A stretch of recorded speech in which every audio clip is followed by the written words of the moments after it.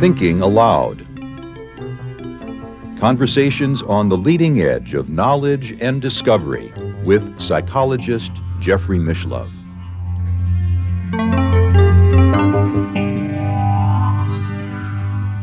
Hello, I'm Jeffrey Mishlove, and this is the fourth episode on the new InPresence series on the new Thinking Aloud channel. Today's theme is death and life, life and death. Once more, I would like to encourage you, however, to start this series from the very first episode. And if you look in the upper right corner of your screen, right now you'll see a link to the first episode.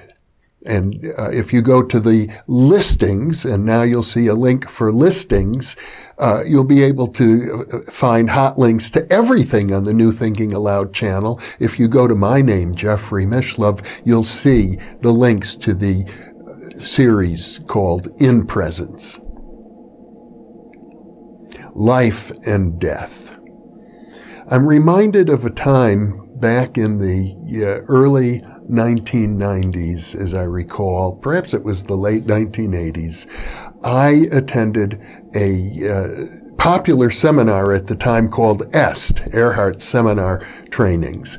And in that seminar, there was a man who stood up and spoke very eloquently. I was moved by his words, a black fellow.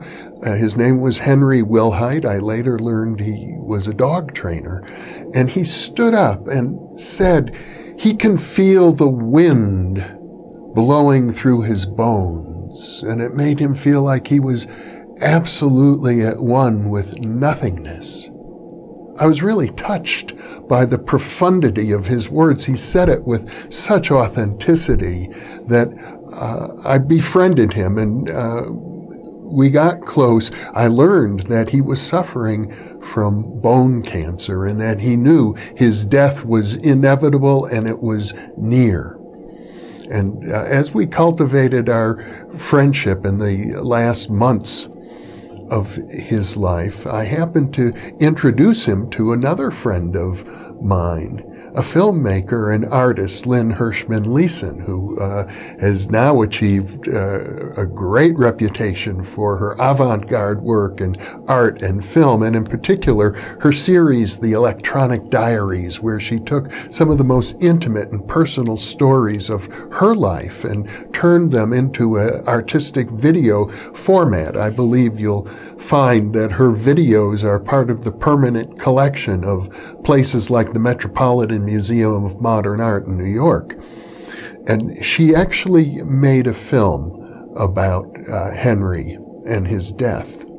What I didn't know until the film was actually shown is that it wasn't just about Henry, it was also about her, because Lynn Hershman, my close friend, a visual artist, was suffering from a brain tumor, and she was dealing with cancer just as deadly as Henry's at the time. Now, Lynn managed to make the acquaintance of a shamanistic psychiatrist named Barry Grundland, who at that time lived in Northern California, and he worked with her doing visualization exercises, and her tumor actually disappeared because she was given a choice. They could operate on that tumor, but because it was attached to her optic nerves, she would lose sight.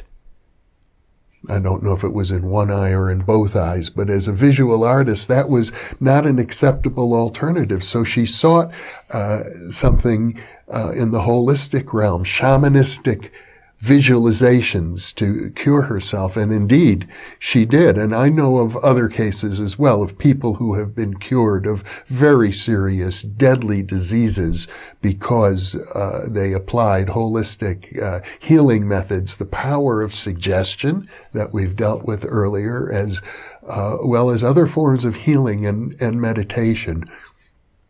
So healing is very profound, but one of the interviews I did many years ago with a healer, Sri Chakravarti, and she was very clear about it. She said, we can heal anything We can heal everything, but we cannot heal everyone, because people have to live out their own karma, so to speak. Sometimes the forces of karma are more powerful than the forces of healing. And in the movie that Lynn Hershman made, the video, is called Shadow's Song, published in 1995, about her experience and Henry's. And it had to do with how she survived, but Henry died of his cancer. Now, not long before his death, Henry came to visit me. He stayed overnight at my home. And he was upset.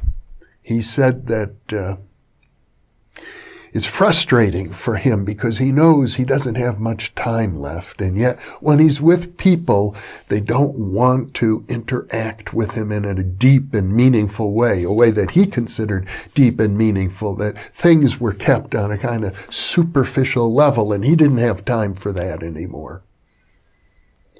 And so we chatted, and he slept. He stayed overnight at my home. And in the middle of the night, I guess I had a waking dream, and it was about Henry. It was what I would have to call a tantric dream, because it was as if we were connected at the heart chakra in a very visceral, loving embrace. It wasn't erotic, but it was, I guess I would have to say there was an element of eros, not in a sexual sense, but in a sense of openness and love and heart flow connection between us. And in the morning, before Henry left, I asked him, was he satisfied that his time with me met his own desire for a deep connection? Because, well, we had chatted the evening before, but the really deep connection occurred in that dream. And he said, yes, he was very satisfied.